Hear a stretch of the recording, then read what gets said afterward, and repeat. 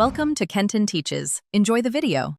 You start by prepping the host and tools so your macro can run remotely. Enable remote desktop and grant the specific user access. This reduces friction and limits attack surface. Install your macro app, Auto Hotkey or Power Automate Desktop, and confirm it runs locally before moving on.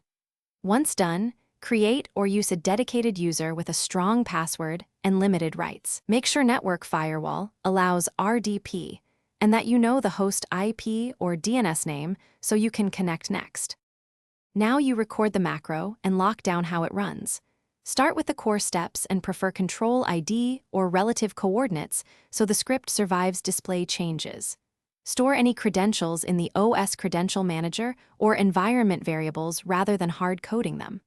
Once recorded, convert actions into a standalone script and add logging to capture errors. Then test it inside an RDP session interactively. Finally, configure the macro to run headless or scheduled so it doesn't require an active UI to execute. Finish by deploying and validating the macro under real RDP conditions.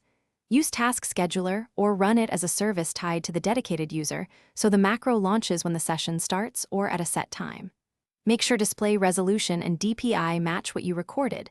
Differing settings often break coordinate-based steps.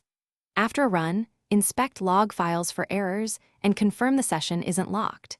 If something goes wrong, check logs first. Then verify credential access and that the RDP session can show the required UI elements. Thanks for watching. Please subscribe if this video was helpful.